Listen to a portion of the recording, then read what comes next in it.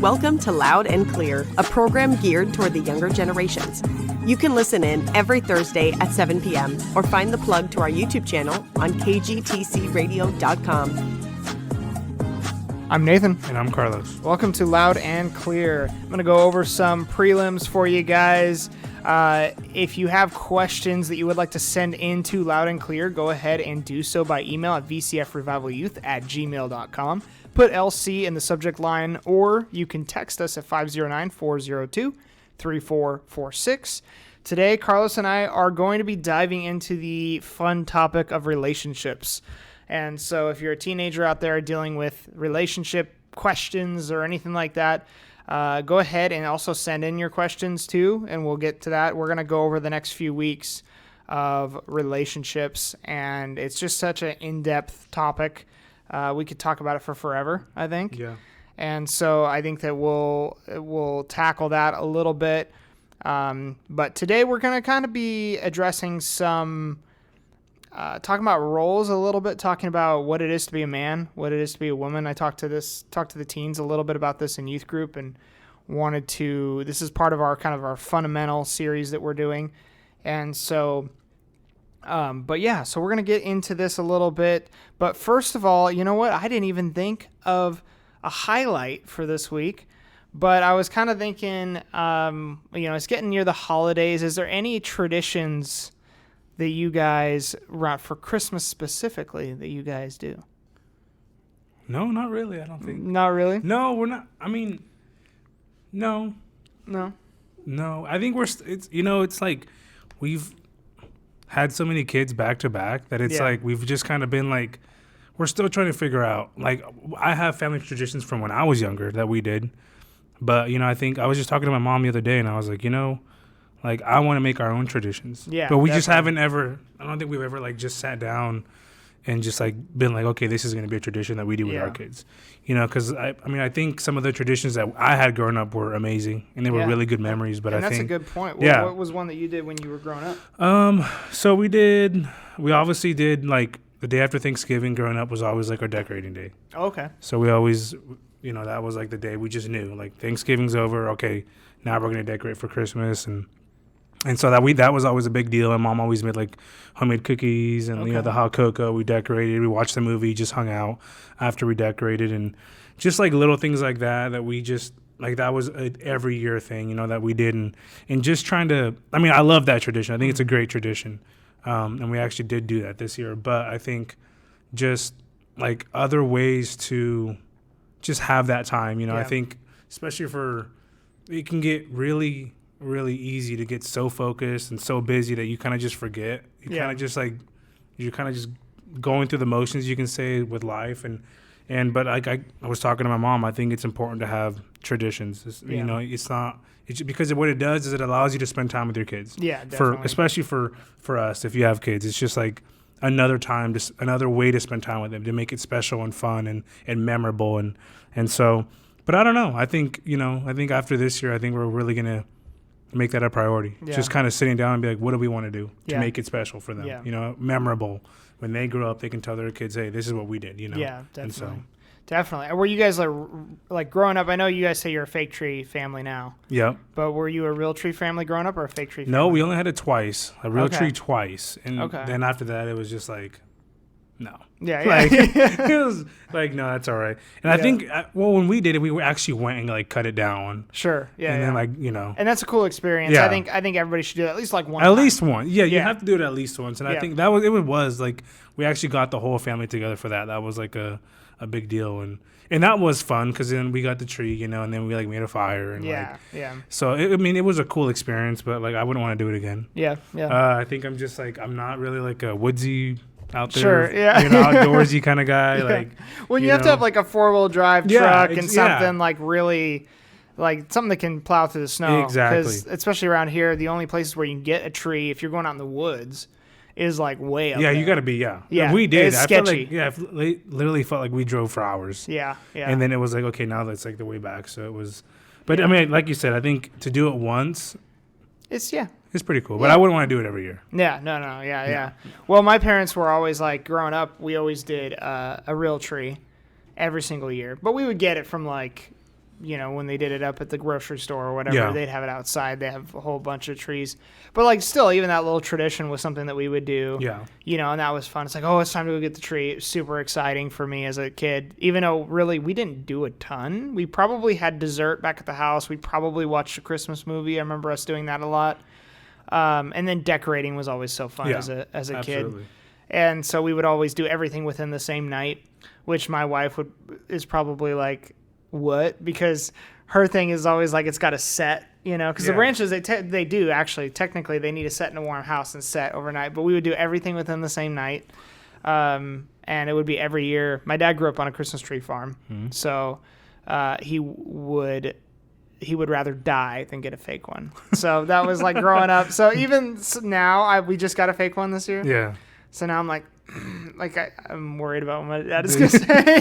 The judgment's coming. Yeah, the judgment's coming. But no, I think he's loosened up on it now. But it's just funny. Yeah, it's funny the traditions that you have growing up, and then like we've created so many because her family is very very sentimental. Yeah. Has a lot of traditions and stuff like that. So I've adopted some stuff from them. That's cool. And I didn't even have stockings growing up.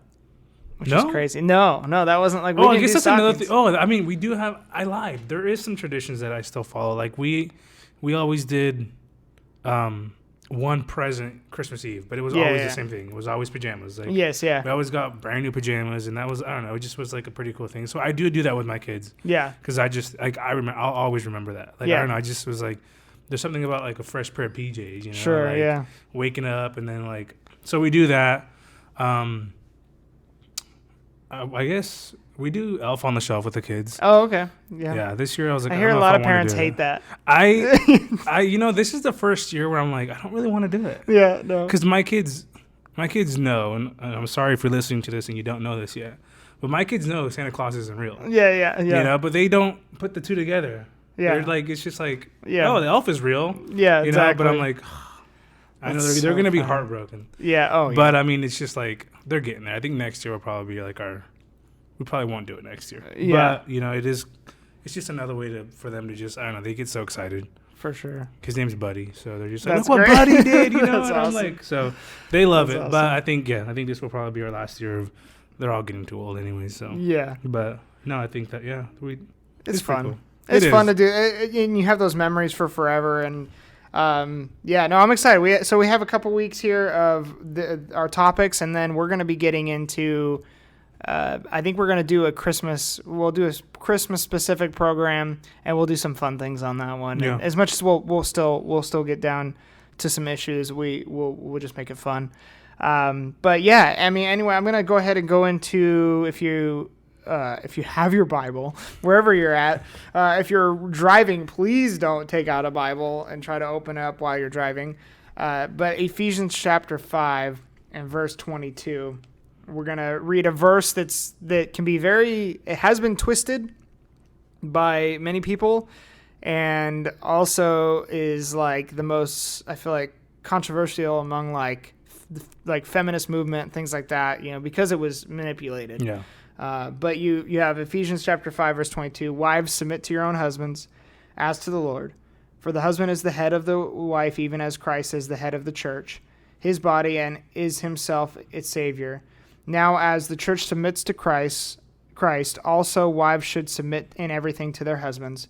Husbands, love your wives, as Christ loved the church and gave himself for her, that he might sanctify her, having cleansed her by the washing of water with the word, so that he might present the church to himself in splendor, without spot or wrinkle or any such thing, that she might be holy and without blemish. In the same way, husbands should love their wives as their own bodies. He who loves his wife loves himself.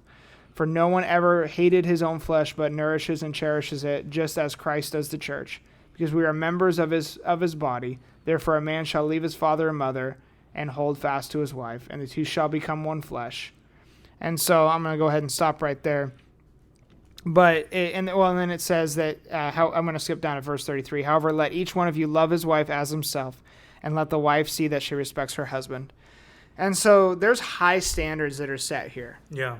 Both for the man and for the woman. There's the submission. And you can argue the the position of the spouse and the husband. You look at the fall, and it did kind of like, not saying that the man was created first in creation, but at the same time, like, you look at the partnership that was originally designed, and then you had the fall, which definitely corrupted that, right?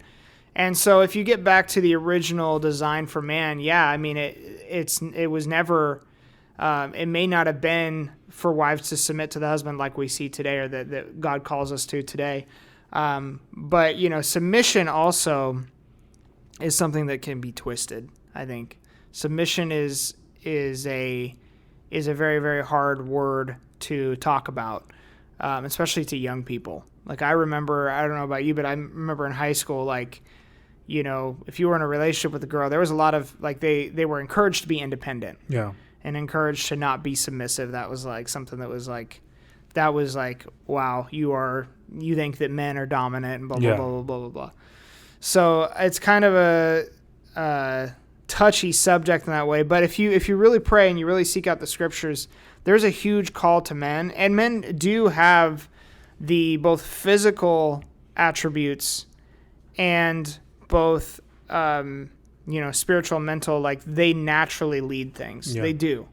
And it's not because men are better than women at all. It's just the design of a man biologically and the way they function.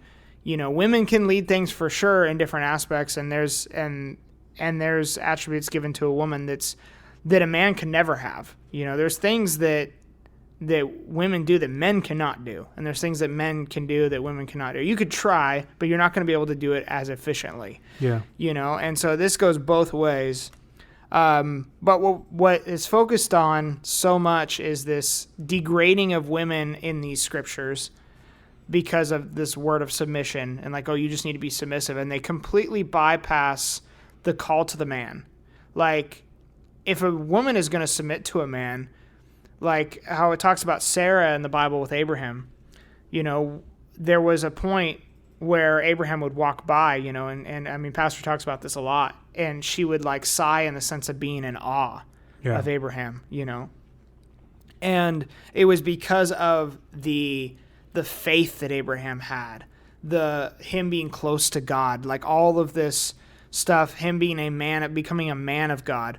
When he started to become a true man of God, it wasn't something he demanded, it's just something that happened. Yeah. Right? And that's something that's natural. And so the call to the man is, even though it talks about telling women to submit to your husbands, I think if you submit, show respect to this man who is supposed to lead the home, there is something that even when you don't want to, that it begins to bring redemption on the man. It begins to bring about the call on the man that you're married to. If you show that, if you go ahead and do that, you are giving the tools to the man of God to lead. Yeah. Because you are not trying to hold on to it.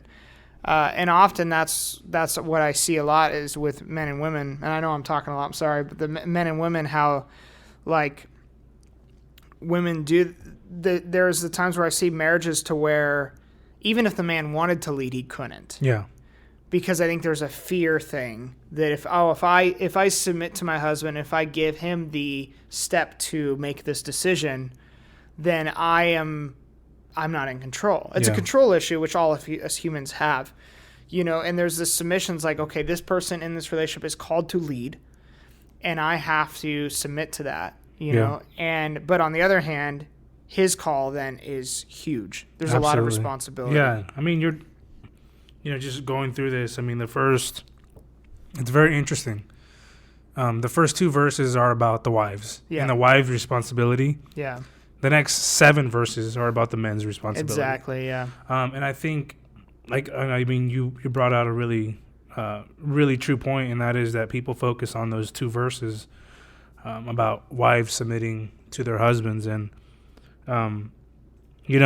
as a man who's married, I think any true man or woman, or any true man that understands his role, understands that what his role is, he can't take lightly. Yeah. And even regardless of the way that my wife is gonna interpret that or the scripture or whatever. My role does not change. Yeah. My role as the husband is to lead, and that, because I think what happens is sometimes, and this is for the men, is men don't want to lead until their wives submit. Yeah. Mm-hmm. And that's not the way that's not always the way that it's going to be. Yeah. As a man, we're called, and you said it, we're called to a higher standard. Yeah. And we really are. I mean, I tell my wife all the time that when her and I die and I stand before God, God is going to ask me about the things that I allowed in my home, not my wife. Yeah. Mm-hmm. God's going to ask me about the things that I allowed for us to do in marriage, or what I allowed in our marriage, or the way that I ran certain things. That falls on a man. That does not fall on my wife. Yeah, it's true. But like you said, they focus on that. Wives submit to the man, and the truth is like you said, there's a reason for that. Yeah. It's not that men are above, and I think it's a beautiful thing that women were created from the side of a man. Mm-hmm. It wasn't from his foot. Yeah. Because she's not below him. Yeah. It's not in any way taken away from what a woman can do. Mm-hmm. It's just that's just the way that God is. I mean, I tell people all the time, we didn't choose it. Yeah. God didn't ask, hey Nathan, do you want to be the like in charge and be the one that's above? No, I didn't ask that. That's just the way that the Word of God. That's what God has in store for us. And I think that a lot of this, especially with this wife submitting to the man, and a lot of this comes back to obedience. And I think about this all the time, is that my job is not to try to understand entirely this entire book. Yeah. My job is to be obedient. Yeah, exactly. And my job is if it's telling me to do something and I don't necessarily understand it, I still need to do my best to be obedient to that, to the Word of God. Definitely. Regardless of whether or not I've made sense of it, regardless of whether or not I even agree with it. Yeah. I think a lot of the times we think that God is asking us to agree with him, and he's not. Yeah. He's asking you to be obedient. Yeah. And I'm telling you, you will see, I mean, there's differences in marriages. You can look at a marriage where a man is not doing his job, and the wife is compensating for that, and she's the one leading spiritually, financially, whatever the way it is.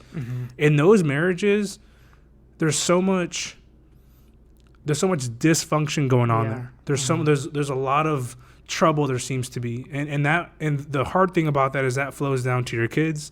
All that dysfunction kind of just continues to flow, because when my priorities are right, when the order of operations is right in my homes, that affects everything, right? Yeah. And so when I'm doing my job as the head of the household, and all that simply means is that I'm praying for my wife, I'm praying for my kids, I'm careful with what's coming into my home, I'm vigilant about what's going on in my house, I am making sure that I'm doing my part in getting into the Word of God, into being a man of prayer, so that I can lead and guide my wife the way that I'm supposed to. Yeah. All this comes back to a man that has to make sure and understand his role. Yeah. And like you said, we have the role that we place. There's so much more emphasis on that because that's just the way that God made it. It's hard to put into words, because it's just like I said, we didn't choose this. Yeah. No man chose to have the responsibility given to him. Yeah. But it's just it's the way that God designed it, and it's not because we are superior to women. Yeah. The role that they place is, I can't overstate how important my wife's role has been in our marriage with my kids, all of that. I know that I would not be where I am today without my wife. And so you have to really, like you said, kind of with this, it's just like, God, what does this mean? Yeah. What does this look like? What does it look like to submit to my husband? Yeah. What does it look like to submit to him? And it's not a control thing. Yeah. But it's just this humble, okay, I understand your role and I understand my role. Yeah. Your role is to lead and to guide. And there's been times in our marriage where, it's, my wife isn't the kind of wife that's to take charge as far as with our marriage. She's never, even through mistakes, she's never tried to lead our marriage. She's never tried to do any of that.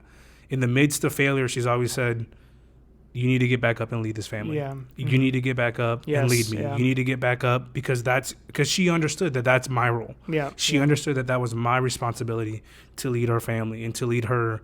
And obviously it's to lead her to Jesus, right? That's the ultimate goal, and to lead her into a way that is lining up with this book. Yeah, no, that's good. And I think anybody that it's actually, I think it's more rare than what people think to have young adult women. I mean, I would say teenage girls, if you're out there. I feel like there is this, like, don't rely on a man. Like, guys are, you're going to lead. You're going to have wear the pants, whatever. And that's very much like be independent, be all this different stuff. But I think a lot of young adult women, when they enter into marriage, I think a lot of them, even if they don't know it, are pushing their husband to to be a leader. Yeah. Like even if the husband's like not doing well, they want to try to lift them up, to be a man. Or if they do have a man that's a man, I see, we don't realize it, but like even taking TikTok videos of your husband and the admiration that I see in a lot of wives on TikTok, like watching their husband do something, they are honoring him in his manhood and him being a man, and they're highlighting that and they're acknowledging it and they're seeing it.